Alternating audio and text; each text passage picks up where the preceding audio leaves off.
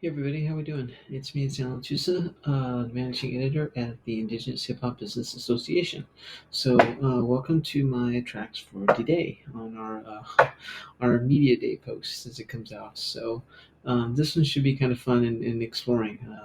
This one's kind of thrown to me at the last minute in a way. I took a little bit of a divergent and a different spin from what was happening because the last one, as you remember, I did it on when the passing of Ozzy Osbourne, and I know some people in my family are still reeling from it. The conversations have just they've not died down, and I actually have an article that I'm going to be writing for my Patheos column that you can find on patheos.com, and you just search for MySpace. It's the Sweatpants Sessions.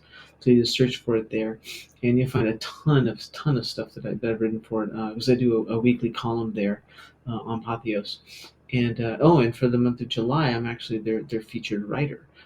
So you definitely want to go and check it out. I'll put it in the comments, down below if I remember. And but yeah, you can go and check out some things because the one's coming out this week. So it's an honorarium to Ozzy, and it'll be different than the ones that I posted the other day because I did post one on my Substack and on my Medium account as well about Ozzy. So it'll be a little bit of a difference. Some overlap, but not too much. But with this one, I had a chance to do something that was very interesting. I got assigned a task on Monday that came out of nowhere, and in the midst of our regular meetings that we had, was it Monday? Yeah, it was Monday. What happened was I was actually called in, and I got to interview the person who I'm going to be featuring today, Mike Lemezi and Mike Lemon, as his last name. The track that you see is his hip hop name, is his DJ name, and the Poetic Prophets, and then before that they were the Funky Mexicans slash Poetic Prophets, and then they just became just the Poetic Prophets later on. So they're actually going to be having a 30th year anniversary coming up in September 20th, up in Sacramento, where they originated. The bands got back together again. Somebody's well, it's actually not somebody. It's Mike's son.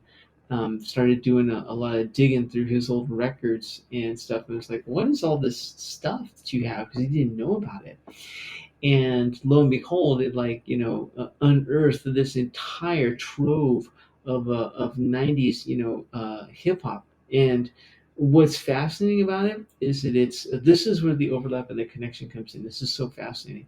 And I was actually just finishing listening to a lecture from the National Museum of Art, and they were talking about the overlap in Southwest about Native art and Latine art.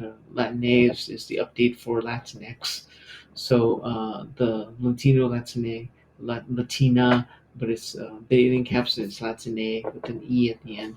Um, and the cross in the intersectionalities of their work, and that's actually what Mike was doing in the 1990s, decades before. I mean, literally almost 2 decades earlier, doing it and documenting it and putting it to place in the urban environment there in Sacramento, because they're mestizo. Mestizo is a mix, right? So they're mixed Indian and Mexican, and that's a very common place that we see. So coming up out of the streets and out of the ghetto, and he's really prominent about the street. Their music centers around that discourse and what it is to kind of grow up and to be an urban Indian and to have this mixed Indian Mexican heritage and its relationship to that. And they were gangbangers, and then they were just trying to figure out a way to like survive, to literally just survive, just to like make it to the next day. And in the interview, Mike, was really talking about that, this incarceration, and all these kind of things, and was probing, it's like, well, then what brought up hip hop, and he really brought it back and said that, that's really what saved him. It got him out. It took him into a different wave of the gang culture, but eventually, he pointed to hip hop and the hip hop elements and whatnot as being what saved him, cleaned him up, put him on the right track, and then got things going. So Mike's son did a little a video, an introductory like video, like a monologue about what was the group and everything, and it got passed around to the original members, and they were talking about it, and they always said that that they were interested in doing a last concert, or or some kind of a way to kind of bring it back. Based upon how they all kind of split up, and life got in the way, and they just went their own directions. So now's the time that they're doing it. It's a 30th anniversary. There's some new works that are in the mix, which should be interesting. They're gonna hear what they've done and how they've matured over 30 years. But I wanted to feature them because what I did after the interview is what all good researchers, academics, and scholars do, is I immersed myself in everything I could find online about his work, and he really has a split career. So if you look him up, you're going to see the poetic prophets, and that's the link that I put down there, and as its topic, as its research thing comes up. A lot of good stuff, really, really good stuff. Very conscious, very alert, very aware in the environment and the contextualization of where they are in that closing part of the 20th century. I mean, they're very, very aware of what's going on, but then also he has this other side where the poetic prophet stopped and he was just going out on a solo career, which is drug infested, gang infested. It's like the profanities, flippant everywhere. So it's a whole different. It's almost it's I don't want to say a Jekyll and Hyde personality, but it's a really different perspective and look at his work that he brings up.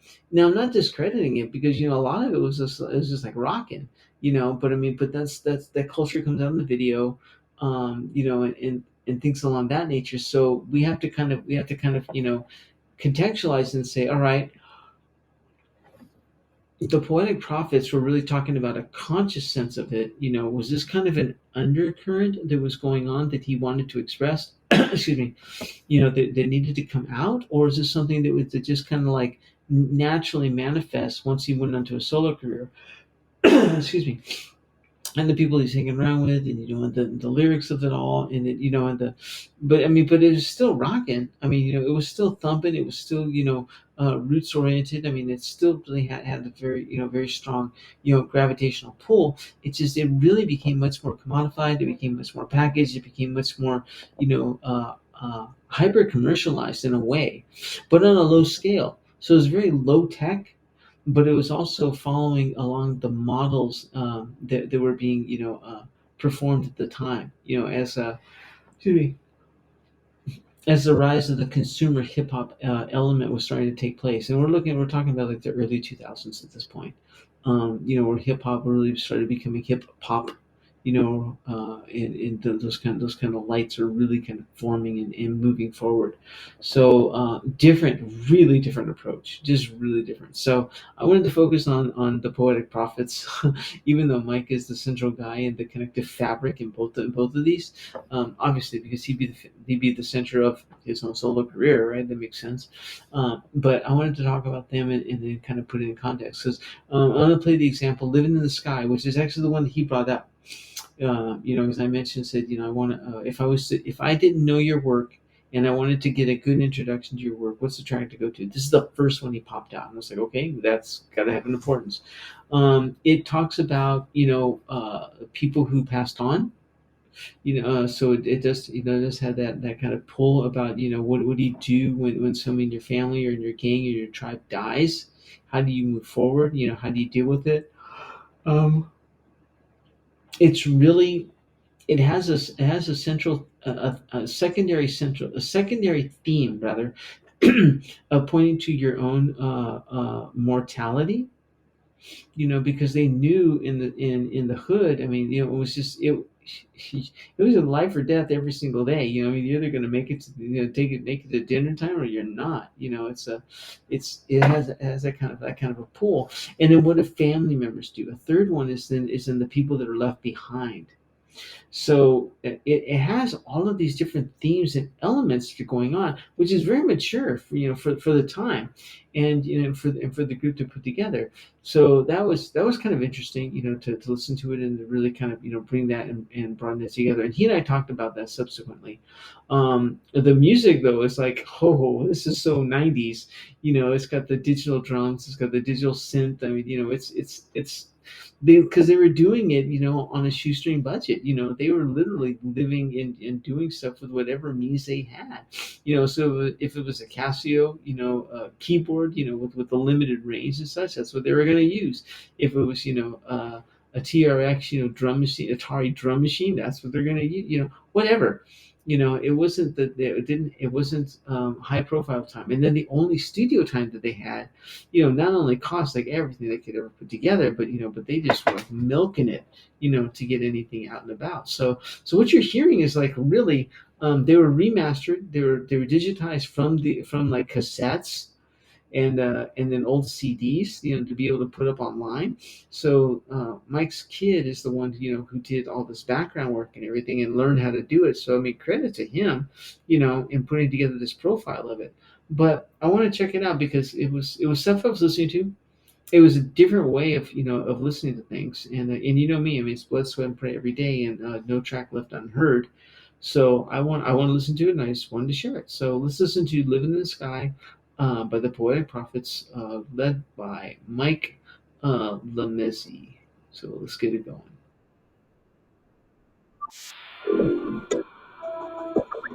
There it is.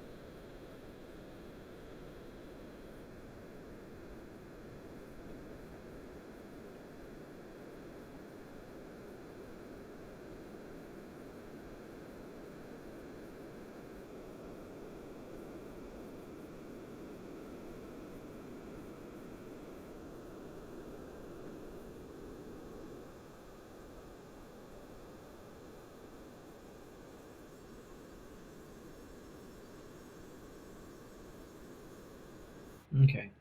So there's a good little sample of what's going on. But I mean, you hear the lyrics. I mean, they're talking about it. He drops all three themes, inside that little first clip of it. So it's actually a really nice tune. But I mean, at the very beginning, it's like oh come on, this is like so synthetic, and it's electronically done with it. But I mean, it has that. I'm gonna coin a phrase here. It has that lowrider, bump to it, where it's like you could be just driving down the street, cruising, and that bump is just there. It just keeps throbbing and going for it. The nature of that bass, that electric bass, sound.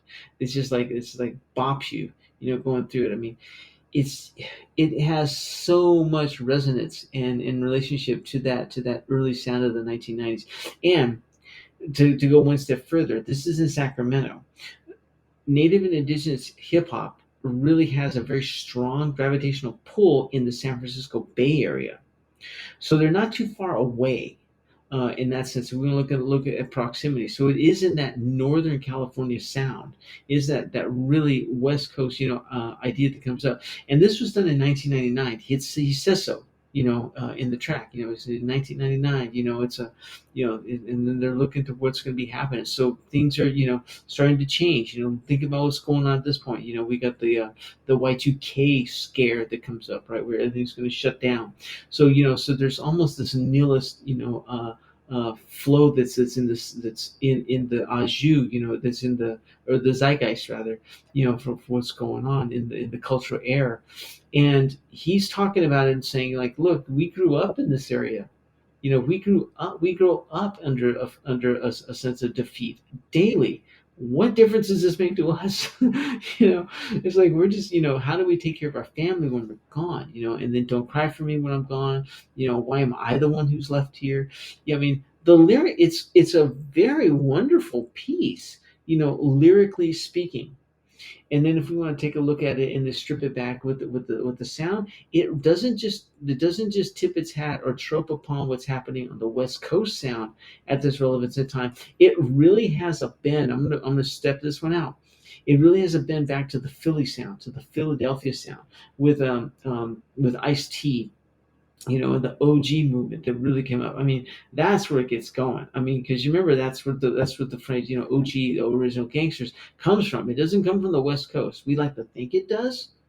Gangster rap, comes from OG gangster rap, comes from the West Coast. But OG, well, that's not even true. Really, out of Philly and Chicago, that's the center where gangster rap really gets its hold. It picks up and it gets really hyper commercialized and romanticized in Los Angeles. That takes it to a whole nother level. But the use in the frame and the phrase, OG, original gangster, really comes out of Philly.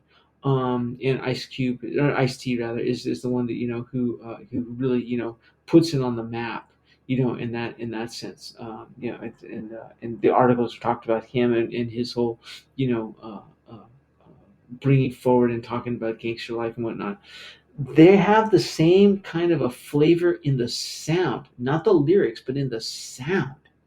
And that's so interesting to hear, listening back with like 20, 30 years, of time in between, almost 30 years.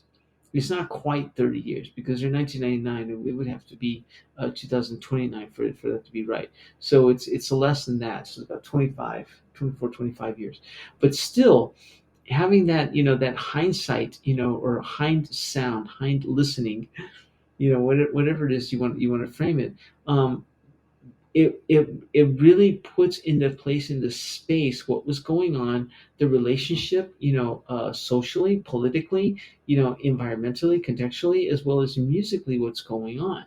The You can liken this one almost to what Funk Dubious did with their track "Dedicated." Even though that one's got it's definitely more studio, produced. I'll have to drop that one, for you. I'll have to do something on Funk Dubious because I miss doing them. But you can drop it in the same light where Funk Dubious comes out of LA, and it definitely has a hardcore, LA sound to it. This one really has this Northern California West Coast digital synthesized, sound and discourse that gets out of the way. It predates what trap, does from the South, which is like still really like big. Everyone's like turned on to, like, what is trap, even though that's an old form at this point, but and hip house, you can't even like hear or understand what they're talking about, but the lyrics are extremely conscious, very forward thinking. I mean, it really along the lines of like what Biggie was doing, well, early Method Man, Raz, obviously, you'd have to throw Tupac in there at some point. But I mean, I'm gonna lose my West Coast card here, but I mean, I'm a much bigger Biggie fan than I ever was Tupac. I know that goes totally against, where I come from. Like I said, I'm probably, gonna get kicked out of off the West Coast at this point, but Uh, it's an interesting tune. It's a very interesting piece. Sonically, you can just strip it down and take a look at it. But when you do that, you have to put it in place in the nature with what's going on across the country at the time. Lyrically, it stands on its own as the group says, poetic prophets. I mean, it really has a poetic, prophetic sound in nature that's placed in it. So quite fascinating.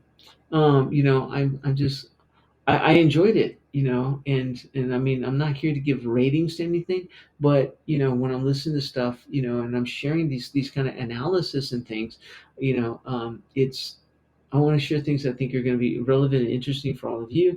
But it was nice to listen to their album like four times in a row. So I mean, I really kind of dropped it all and immersed myself with it. So thank you very much. Don't forget to go to ihhba.org, ihhba.org. Everything you ever wanted to know is up there. Articles are up there. Our campaigns are going on. The featured artist, is up for the new one.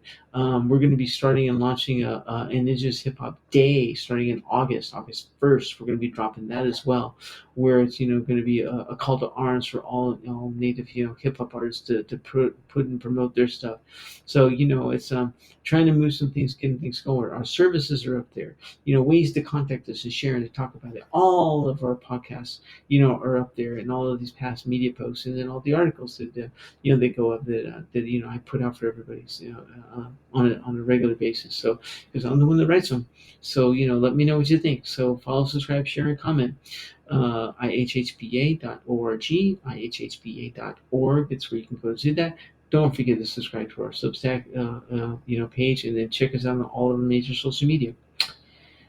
That's me, Alan Chusa. I'm the managing editor at the Indigenous Hip Hop Business Association. Blood, sweat, and pray every single day. No track left unheard.